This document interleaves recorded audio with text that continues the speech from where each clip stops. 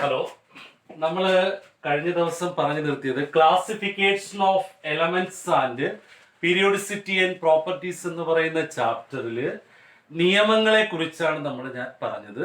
ആ നിയമങ്ങള് നിങ്ങൾ വീട്ടിൽ പോയി നന്നായി പഠിക്കണം. ആ നിയമങ്ങൾക്ക് മെറിറ്റ്സും ഡീമെറിറ്റ്സ് ഒക്കെ ഉണ്ടായിരുന്നു. അത് നന്നായി നിങ്ങൾ പഠിക്കുക.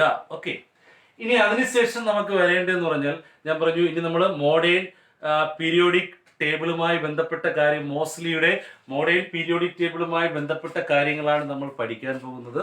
മോഡേൺ പീരിയോഡിക് ടേബിളിൽ ഞാൻ പറഞ്ഞു ഗ്രൂപ്പ്സ്, പീരീഡ്, ബ്ലോക്ക്. എത്ര ഗ്രൂപ്പ്സാ?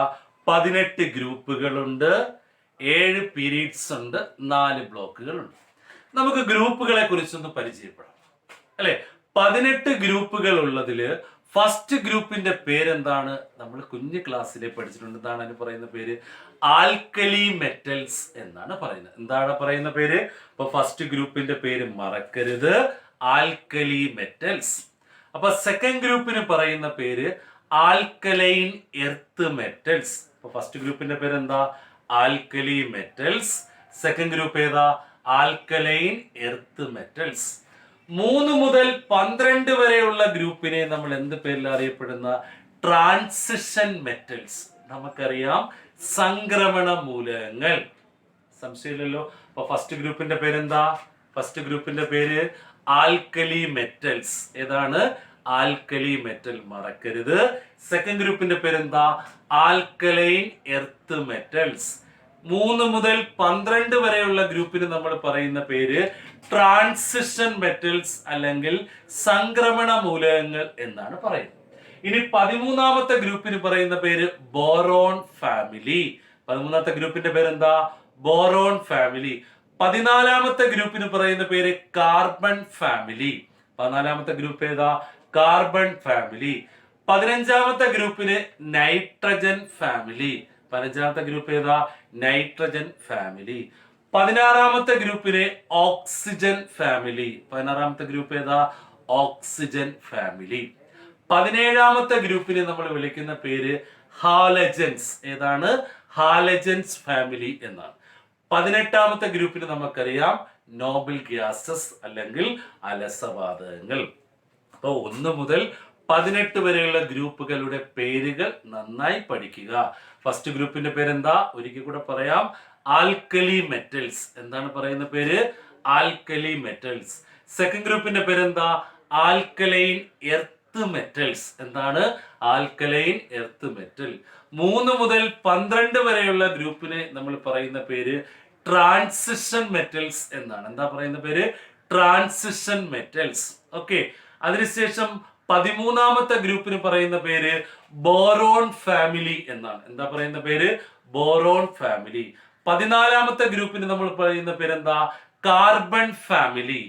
15ാമത്തെ ഗ്രൂപ്പാണ് എന്ന് പറയുന്നത് ഓക്സിജൻ ഫാമിലി. 15 ഏതാ? Nitrogen family. 16 എന്ന് പറയുന്നത് ഓക്സിജൻ ഫാമിലി. 17 ഹാലജൻസ്. 18 ഏതാ? നോബിൾ ഗ്യാസസ് അല്ലെങ്കിൽ ഇനർട്ട് ഗ്യാസസ്. അപ്പൊ 1 മുതൽ 18 വരെയുള്ള ഗ്രൂപ്പുകളുടെ പേരുകൾ ഞാൻ പറഞ്ഞു, ഓർത്ത് വെക്കുക. ഇനി ഞാൻ പറയുന്നു, പീരിയോഡിക് ടേബിളിൽ ഞാൻ പറഞ്ഞു 118ഓളം മൂലകങ്ങൾ കണ്ടുപിടിക്കപ്പെട്ടിട്ടുണ്ട്. ഓക്കെ, അതിൽ 92 എലമെന്റ്സുകൾ എന്ന് പറയുന്നത് നാച്ചുറൽ ആയിട്ടുള്ള എലമെന്റ്സുകളാണ്. ഈ 92ന് ശേഷം വരുന്ന, ശ്രദ്ധിക്കണം, 92ന് ശേഷം വരുന്ന മാൻമെയ്ഡ് എലമെന്റ്സുകൾക്ക് പറയുന്ന ഒരു പേരുണ്ട്, ട്രാൻസ് യുറാനിക് എലമെന്റ്സ് എന്നാണ് പറയുന്നത്. എക്സാമിന് ചോദിക്കും. ആഫ്റ്റർ യുറേനിയം അല്ലെ, യുറേനിയത്തിന് ശേഷം വരുന്ന മനുഷ്യനിർമ്മിതമായിട്ടുള്ള എലമെന്റ്സുകളെ വിളിക്കുന്ന പേരാണ് ട്രാൻസ് യുറാനിക് എലമെന്റ്സ് എന്നാണ് പറയുന്നത്. അപ്പൊ പഠിച്ചു വെക്കാനുള്ളത് എന്താണ് ട്രാൻസ് യുറാനിക് എലമെന്റ്സ് എന്ന് ചോദിച്ചു കഴിഞ്ഞാൽ, the elements after uraniums are called എന്താ? Transuranic elements. അപ്പൊ പഠിക്കാനുള്ളത് ഞാൻ പറഞ്ഞു, പീരിയോഡിക് ടേബിളിൽ 118 മൂലകങ്ങൾ ഉണ്ട്. അതിൽ 92 എലമെന്റ്സ് എന്ന് പറയുന്നത് നാച്ചുറൽ ആയിട്ടുള്ള എലമെന്റ്സുകളാണ്. 92ന് ശേഷം വരുന്ന മനുഷ്യനിർമ്മിതമായിട്ടുള്ള മൂലകങ്ങൾക്ക് വിളിക്കുന്ന പേര് മറക്കരുത്, എക്സാമിന് ചോദിക്കും. എന്താണ് അതിന്റെ പേര്? ട്രാൻസ് യുറാനിക് എലമെന്റ്സ് എന്നാണ്. അപ്പൊ ഗ്രൂപ്പുകൾ 1 മുതൽ 18 വരെയുള്ള ഗ്രൂപ്പുകൾ ഞാൻ പറഞ്ഞു. ആ ഗ്രൂപ്പിന്റെ പേരുകൾ എല്ലാം ഞാൻ പറഞ്ഞു. അതിനുശേഷം പറഞ്ഞ ട്രാൻസ് യുറാനിക് എലമെന്റ്സ് ആണ്. ഇനി നമുക്ക് ബ്ലോക്കുകളെ കുറിച്ച് നോക്കാം. ഞാൻ പറഞ്ഞു 4 പ്രധാനപ്പെട്ട ബ്ലോക്കുകളാണുള്ളത്. ഏതൊക്കെയാണ്? എസ് ബ്ലോക്ക് എലമെന്റ്സ് ഉണ്ട്, പി ബ്ലോക്ക് എലമെന്റ്സ് ഉണ്ട്, ഡി ബ്ലോക്ക് എലമെന്റ്സ് ഉണ്ട്, എഫ് ബ്ലോക്ക് എലമെന്റ്. അപ്പൊ 4 പ്രധാനപ്പെട്ട ബ്ലോക്കുകൾ ഏതൊക്കെയാണ്? S, P, D and F. എന്താണ് S block elements?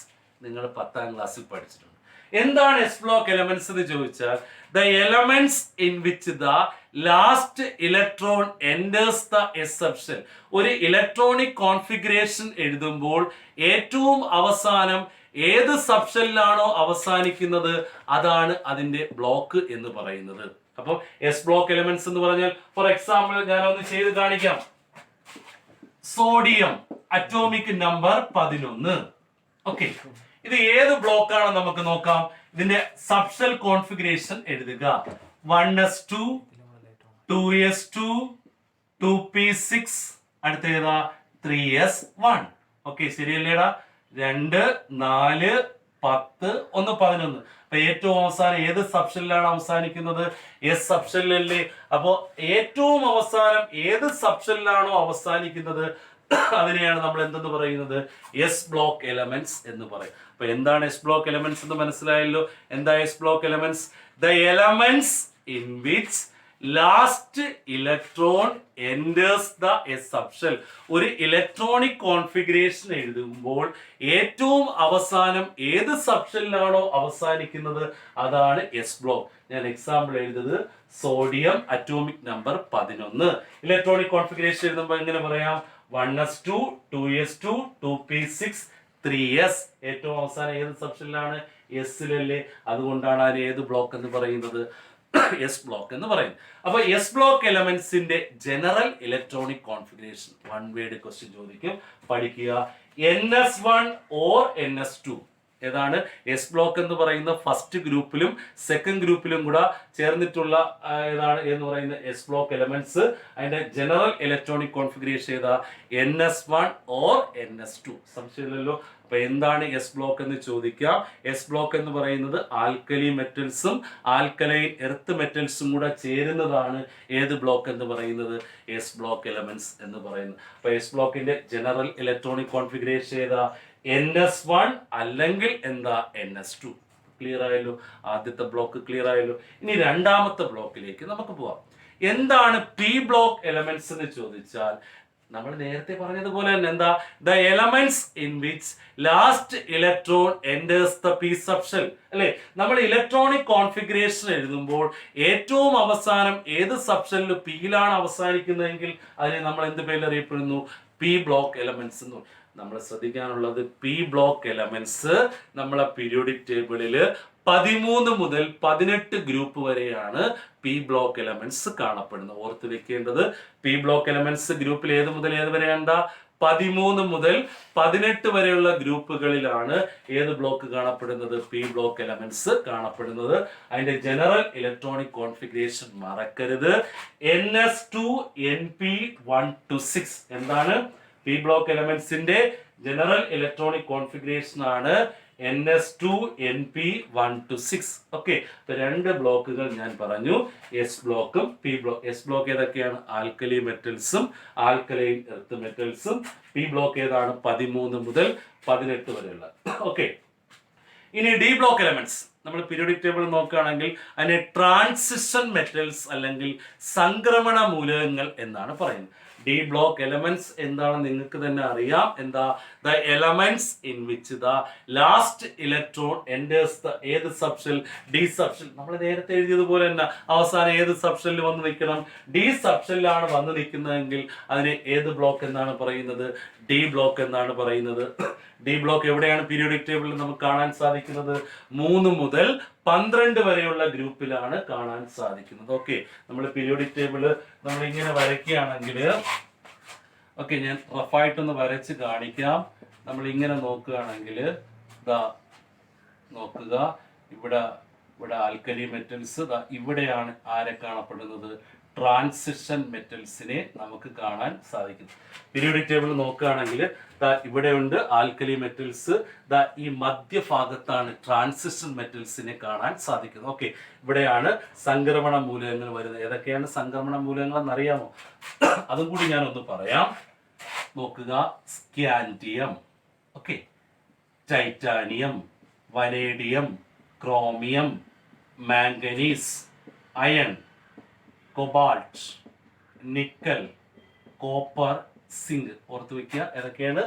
Scandium, titanium, vanadium, chromium, manganese, iron, cobalt, nickel, copper. നിങ്ങൾക്ക് അറിയാൻ വേണ്ടിയാണ്. ഇതൊരു പീരിയോഡിക് ടേബിൾ ആണെന്ന് ഇമാജിൻ ചെയ്യുക. വേണമെങ്കിൽ ഞാൻ ഒന്നുകൂടെ വരച്ച് കാണിക്കാം. ഇനി സംശയം ഉണ്ടെങ്കിൽ നോക്കുക. ഇങ്ങനെ വരയ്ക്കുക. ഓക്കെ,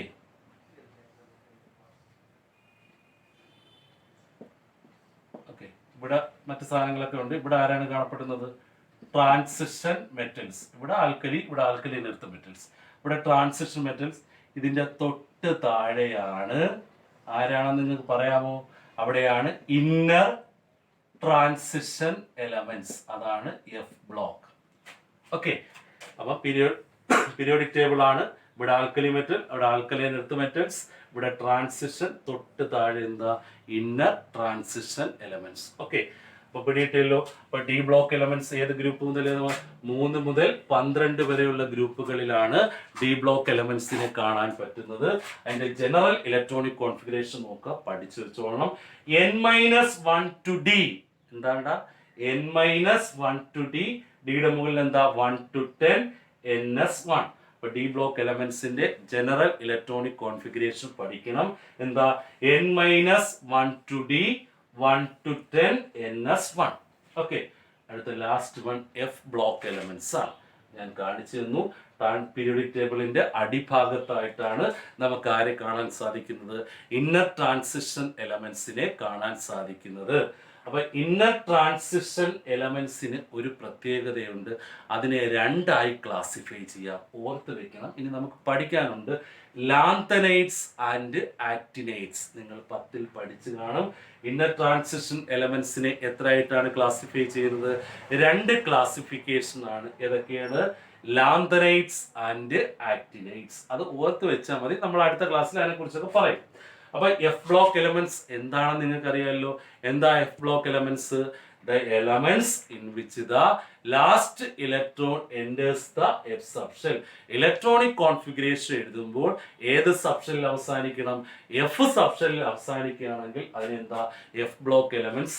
അതിന്റെ ജനറൽ ഇലക്ട്രോണിക് കോൺഫിഗറേഷൻ നന്നായിട്ട് ശ്രദ്ധിക്കുക. n-2 മറക്കരുത്. n-2 into F. മുകളിൽ എന്താ? 1 to 14, 1 മുതൽ 14 വരെ. n-1 to d, 0 to 1, ns2. ഒരു വലിയ ജനറൽ ഇലക്ട്രോണിക് കോൺഫിഗറേഷൻ ആണ്, മറക്കരുത്. എന്താ? n-2 into F, 1 to 14, n-1 to d, 0 to 1, ns2. അപ്പൊ 4 ബ്ലോക്കുകളാണ് ഉള്ളത്. ശ്രദ്ധിക്കുക. ഞാൻ 18 ഗ്രൂപ്പുകളുടെയും പേരുകൾ പറഞ്ഞു, മറക്കരുത്. ഇനി 4 ബ്ലോക്കുകൾ ഏതൊക്കെയാണ്? S block, P block, D block, F block. S ബ്ലോക്കിന് ഞാൻ ഉദാഹരണം സഹിതം ഞാൻ പറഞ്ഞു തന്നു. ബാക്കി നമുക്ക് ഏത് വേണമെങ്കിലും നമുക്ക് എഴുതി നോക്കാൻ പറ്റും. ഏറ്റവും അവസാനം ഏത് സബ്ഷെല്ലിൽ അവസാനിക്കുകയാണോ അതാണ് അതിന്റെ ബ്ലോക്ക്. നമ്മൾ ശ്രദ്ധിക്കാനുള്ളത് ഇതിന്റെ ജനറൽ ഇലക്ട്രോണിക് കോൺഫിഗറേഷൻസ് എല്ലാം പഠിച്ചു വെച്ചേക്കണം. ഇതൊക്കെ 1 വേർഡ് ചോദിക്കാൻ സാധ്യതയുള്ളത്. മിക്കവാറും ചോദിക്കും ആൽക്കലി മെറ്റൽസിന്റെ general electronic configuration dash. Okay, alkali മെറ്റൽസിന്റെ ജനറൽ ഇലക്ട്രോണിക് കോൺഫിഗറേഷൻ ഏതാ? ns1 അല്ലെങ്കിൽ ns2. ആൽക്കലി മെറ്റൽസ് എന്ന് പറഞ്ഞാൽ ആൽക്കലി മെറ്റൽസും ആൽക്കലൈൻ എർത്ത് മെറ്റൽസും ഏത് ബ്ലോക്കിലാണ് കാണപ്പെടുന്നത്? എസ് ബ്ലോക്കിലാണ് കാണപ്പെടുന്നത്. അത് ഓർത്ത് വെക്കേണ്ടതാണ്. ഓക്കെ, അതുപോലെ തന്നെ ആൽക്കലി മെറ്റൽസ് ഹൈലി റിയാക്റ്റീവ് ആണ്. അല്ലെങ്കിൽ സോഡിയവും പൊട്ടാസ്യവും കെറോസിലാണ് സൂക്ഷിക്കുന്നത്. അപ്പൊ ആൽക്കലി മെറ്റൽസ് ഏതാണെന്ന് അറിയാമല്ലോ. Lithium, sodium, potassium, rubidium, caesium, francium. ഇതാണ് ആൽക്കലി മെറ്റൽസ്. അതിൽ സോഡിയവും പൊട്ടാസ്യവും കെറോസിനിൽ സൂക്ഷിക്കാനുള്ള കാരണം എന്ത്? സോഡിയവും പൊട്ടാസ്യവും മണ്ണെണ്ണയിലാണ് സൂക്ഷിക്കുന്നത്. അതിൻ്റെ കാരണം ഈ രണ്ട് എലമെൻസും ഹൈലി റിയാക്റ്റീവ് ആയതുകൊണ്ടാണ് എവിടെ സൂക്ഷിക്കുന്നത്? സോഡിയവും പൊട്ടാസ്യവും കെറോസിനിൽ സൂക്ഷിക്കുന്നത്. അതൊന്ന് ആലോചിച്ച് വെക്കുക, ചിലപ്പോൾ എക്സാമിന് ചോദിക്കാൻ സാധ്യതയുണ്ട്. സോഡിയവും പൊട്ടാസ്യവും കെറോസിനിലാണ് സൂക്ഷിക്കുന്നത്. കാരണം സിമ്പിൾ എന്താണ്? അത് ഹൈലി റിയാക്റ്റീവ് ആയതുകൊണ്ടാണ് ഈ രണ്ട് എലമെൻസുകളും എവിടെ സൂക്ഷിക്കുന്നത്? കെറോസിനിൽ സൂക്ഷിക്കുന്നത്. അപ്പോൾ ഇത്രയും കാര്യങ്ങൾ നോക്കുക. ഞാൻ ഇന്ന് പറഞ്ഞ കാര്യങ്ങൾ ഗ്രൂപ്പിനെ കുറിച്ചാണ് പറഞ്ഞത്. 18 ഗ്രൂപ്പുകൾ ഞാൻ കൃത്യമായിട്ട് അതിൻ്റെ പേരുകൾ പറഞ്ഞു തന്നു. 4 ബ്ലോക്കുകളെ കുറിച്ച് ഞാൻ പറഞ്ഞു. ഈ 4 ബ്ലോക്കുകളിലും ഉള്ള ജനറൽ ഇലക്ട്രോണിക് കോൺഫിഗറേഷനും ഓരോ ബ്ലോക്കുകളും എന്താണെന്ന് ഞാൻ പറഞ്ഞു. നിങ്ങൾ ശ്രദ്ധിക്കാനുള്ളത്, ഇതിൻ്റെ ജനറൽ ഇലക്ട്രോണിക് കോൺഫിഗറേഷൻ നന്നായിട്ട് എഫ് ബ്ലോക്ക് ഒരിക്കൽ കൂടെ ഞാൻ പറയാം, സംശയം വരാൻ സാധ്യതയുള്ളതാണ്. എഫ് ബ്ലോക്ക് ഏതാ? n-2 into f 1 to 14, n-1 to d 0 to 1, ns2. Clear ആയല്ലോ? ഇത് നന്നായിട്ട് നോക്കി വെക്കണം. ഞാനൊരു പീരിയോഡിക് ടേബിളിൻ്റെ കാര്യങ്ങൾ ഞാൻ വരച്ചിട്ടിട്ടുണ്ട്.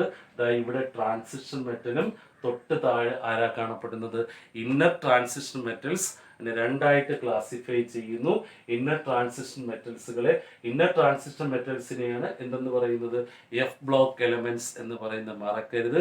ട്രാൻസിഷൻ മെറ്റൽസ് ഡി ബ്ലോക്കും ഇന്നർ ട്രാൻസിഷൻ മെറ്റൽസ് ആരാ? എഫ് ബ്ലോക്ക് എലമെന്റ്സുമാണ്. അതിനെ രണ്ടായി ക്ലാസിഫൈ ചെയ്യുന്നു. ഏതൊക്കെയാണ്?